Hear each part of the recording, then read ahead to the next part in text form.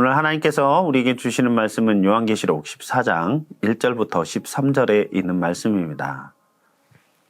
또 내가 보니 어린 양이 시온산에 서 있었습니다. 그 어린 양과 함께 14만 4천 명이 서 있었는데 그들의 입 안에는 어린 양의 이름과 그의 아버지의 이름이 적혀 있었습니다. 그리고 나는 많은 물이 흐르는 소리와도 같고 큰 천둥 소리와도 같은 음성이 하늘에서 울려오는 것을 들었습니다. 내가 들은 음성은 검은 고를 타고 있는 사람들의 노랫가락과 같았습니다. 그들은 보좌와 내 생물과 그 장로들 앞에서 새 노래를 부르고 있었습니다.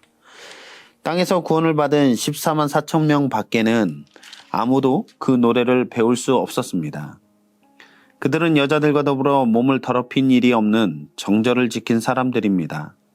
그들은 어린 양이 가는 곳이면 어디든지 따라다니는 사람들입니다. 그들은 사람들 가운데에서 하나님과 어린 양에게 드리는 첫 열매로서 구원을 받았습니다. 그들의 입에서는 거짓말을 찾을 수 없고 그들에게는 흠잡을 데가 없었습니다. 나는 또 다른 천사가 하늘 가운데서 날아다니는 것을 보았습니다. 그에게는 땅 위에 살고 있는 사람과 모든 민족과 종족과 언어와 백성에게 전할 영원한 복음이 있었습니다. 그는 큰 소리로 외쳤습니다. 너희는 하나님을 두려워하고 그분께 영광을 돌려라.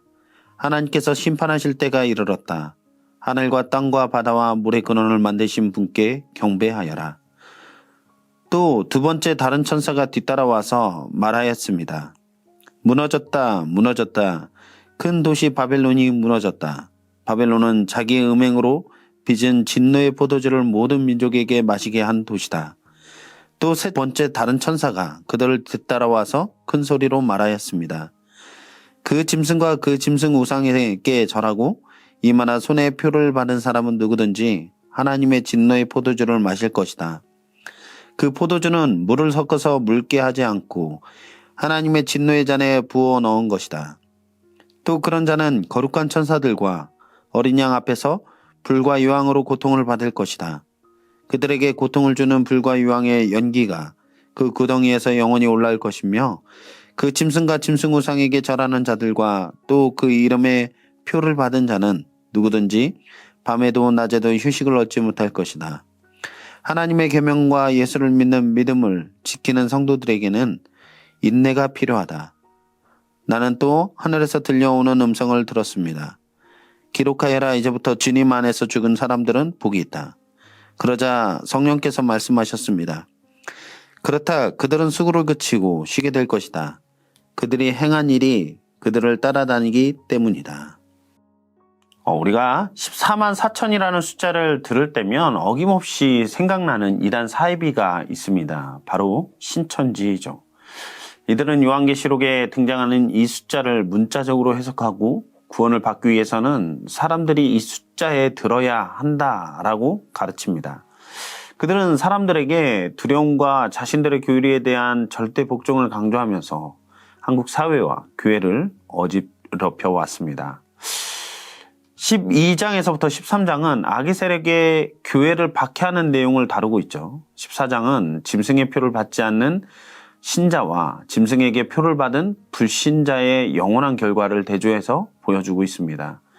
이 세상에서 짐승에게 경배를 하는 자들이 잘 되는 것처럼 보이며 짐승의 표가 없는 자들이 마치 절망 가운데 살아가고 있는 것처럼 보일 때도 있습니다.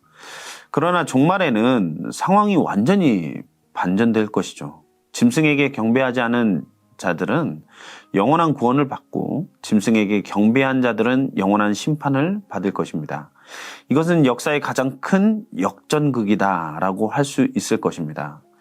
교회와 세상의 운명은 현재와 종말의 때를 비교한다면 극적인 반전이 일어날 것입니다. 물론 짐승의 표를 받지 않는다는 의미를 문자적으로 해석해서 정말 666이라는 수와 그에 더해 베리칩 논란처럼 어떤 실제 표를 받느냐 아니냐에 따라 구원의 문제가 달라진다라는 것은 아닙니다. 믿음을 지키고 주님을 신실하게 믿는 것과 주를 믿지 않는 불신자들에게 임할 심판에 대한 이야기를 하는 것이죠. 만약 우리가 무언가를 하고 안 하고의 문제로 우리의 구원이 달라진다면 예수 그리스도께서 우리를 위해 지신 십자가의 그 희생과 그 사랑은 어떤 의미가 있을까요? 우리는 예수를 믿는 믿음으로 구원받는다라는 그 사실을 기억해야 합니다. 사도 요한은 환상 가운데 하늘의 14만 4천 명이 어린 양과 함께 시온산에 있는 모습을 보았습니다. 14만 4천 명은 요한계시록 7장에도 이미 한 차례 등장한 적이 있었는데 이 숫자는 하나님의 백성들을 가리키는 상징적인 숫자입니다. 이것은 교회 전체를 상징하는 것이죠. 구약의 12지파와 신약의 12사도를 곱하고 1000을 곱한 숫자가 14만 4천이라는 숫자입니다. 과거에는 1000이라는 숫자는 많음을 상징하는 숫자로 인식되어 왔죠. 하늘의 14만 4천 명에는 한 가지의 특이점이 있는데 바로 이마에 어린 양의 이름과 하나님 아버지의 이름이 써 있다라는 것입니다. 이것은 13장에 나오는 이마에 짐승의 표를 받은 자들과 대조를 이루고 있습니다. 요한계시록에서 두 종류의 사람에 대해서 다루고 있는 것이죠. 이마에 어린 양의 이름을 쓴 사람과 짐승의 이름을 쓴 사람으로 나뉩니다. 인과 표는 소유권과 보호를 의미하는 거죠. 즉 하나님의 인에 찍힌 사람들은 하나님의 소유이고 하나님의 보호를 받으며 살아갈 수 있다라는 것을 말하는 반면에 짐승의 표를 받은 사람은 짐승의 소유이며 짐승의 명령에 따른다라는 것을 상징적으로 보여주는 것입니다. 하늘의 14만 4천 명이 어린 양과 하나님 아버지의 이름을 쓴 것을 이마에 가지고 있다라는 것은 그들이 하나님의 소유이며 하나님의 인도와 보호를 받는 자들이라는 뜻입니다. 교회의 가장 중요한 교리적 특징은 하나님의 소유이기에 하나님의 인도와 보호하심을 받는다라는 것이죠. 하나님의 소유된 백성들을 영원한 하나님 나라, 즉 새하늘과 새 땅에 들어갈 것입니다. 그렇다면 새하늘과 새 땅에 들어간 하나님의 소유된 백성들은 그 새하늘과 새 땅에서 무엇을 할까요? 요한이 본 환상 가운데 이들 14만 4천 명으로 상징되는 천상의 교회는 거룩하시고 전능하신 하나님의 이름을 찬양하고 노래하고 있습니다. 성경에서 이 노래를 새 노래로 표현하고 있는데 이 새 노래는 성도들만이 부를 수 있는 특권을 가지게 된다라고 말씀하고 있습니다. 하나님 나라는 찬양으로 가득한 곳일 것입니다. 하나님의 보좌를 둘러싼 모든 자들, 내 생물과 그리고 24장로들의 모습이 찬양을 하고 하늘과 땅의 모든 피조물들이 영광스러운 주님의 영광과 그 위엄을 찬양합니다. 이때에 구속함을 받은 14만 4천 명은 보좌 앞과 내 생물과 장로들 앞에서 새 노래를 부르는 것이죠.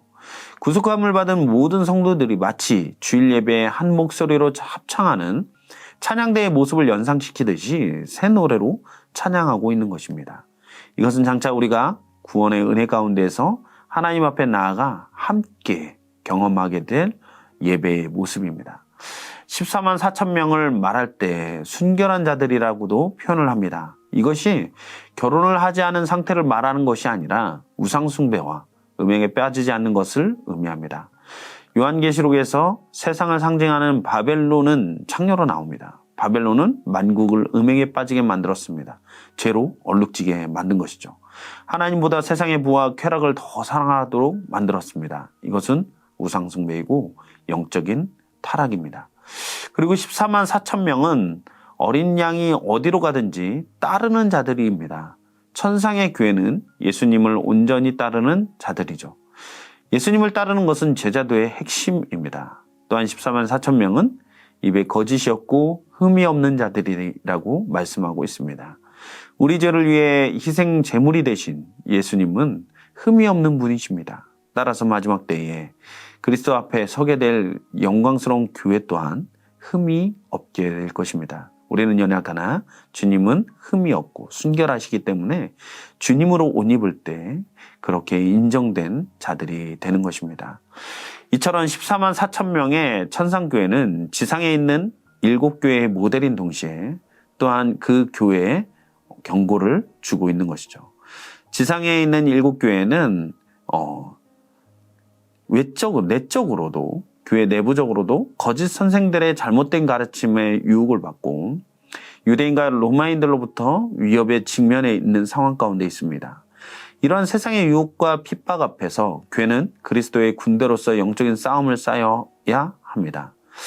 주를 따를 때 세상이 주는 고난에 처할 때가 우리에게 종종 있지 않습니까? 영원한 복음을 거부하고 조롱하며 대적하는 악한 세력들은 성도들을 핍박하며 압박하고 믿음이 흔들리게 만들려고 시도할 때가 있습니다. 악한 대적들은 이 땅에서 견고한 것처럼 보이기도 합니다. 그러나 우리는 그러한 모습을 보므로 실망하거나 낙심할 필요가 없습니다. 두려워 떨 필요가 없습니다. 그들에게는 최후 심판이 남아있고 그 핍박과 고난을 이긴 성도들에게는 하나님 나라에서 영원한 생명을 누릴 수 있게 될 것이기 때문입니다. 그렇기 때문에 성도는 고난 중에도 소망을 보며 이길 수 있는 것입니다. 우리 성도님들, 살아가는 삶의 현장은 매일의 영적인 전투가 벌어지고 있는 현장일 것입니다. 우리가 하나님께 속해 있고 하나님의 인도와 보호하심 속에서 살아가고 있다는 사실을 믿고 나아갈 때 이 믿음을 붙들고 끝까지 이길 수 있는 성도님들의 삶이 될 수 있기를 간절히 소망합니다. 우리는 연약합니다. 그러나 하나님은 강하시고 우리는 날마다 실패하나 하나님께서 결국 마침내 승리하게 하실 것이기 때문에 우리의 영혼은 안전합니다. 우리의 영원한 소망 되시는 우리 주 예수 그리스도를 바라보며 오늘 하루도 믿음의 승리의 삶을 살아갈 수 있는 우리 모든 성도님들의 삶이 되기를 간절히 소망합니다. 14만 4천은 거룩한 하나님의 백성들의 수입니다. 그것은 현재를 살아내고 있는 우리에게도 허락된 놀라운 축복입니다. 하나님의 약속으로 구원의 은혜와 감격을 누리며 오늘도 승리의 삶을 살아가기를 간절히 소망합니다. 기도하시겠습니다. 사랑의 주님, 너무나도 감사합니다. 예수 그리스도의 십자가의 은혜로 우리에게 놀라운 하나님 나라의 주님의 몸된 교회가 되게 하시고 성도가 되게 하셨습니다. 그래서 정말 상징적인 수인 14만 4천, 구원받은 하나님의 몸된 교회를 상징하는 이 수에 들게 하시니 너무나도 감사합니다. 하나님, 우리에게 구원의 은혜와 감격이 있기에 세상의 많은 유혹과 핍박으로부터도 우리가 우리의 신앙과 믿음을 지켜나갈 수 있을 줄로 믿사오니 하나님 늘 우리와 함께하여 주시고 어떤 시련 앞에서도 능히 이겨나갈 수 있는, 끝까지 견딜 수 있는 우리 모든 성도님들의 삶이 될 수 있도록 주님 인도하여 주시옵소서. 그리하여서 영원한 소망 되신 주님 다시 오시는 그날 그 종말의 때에 주님 앞에 귀한 예배로, 참된 예배자로 나아가 영원한 복락을 누릴 수 있는 우리 모두가 될 수 있도록 주님 인도하여 주시옵소서. 이 모든 말씀을 우리 주 예수 그리스도의 이름으로 기도했습니다. 아멘.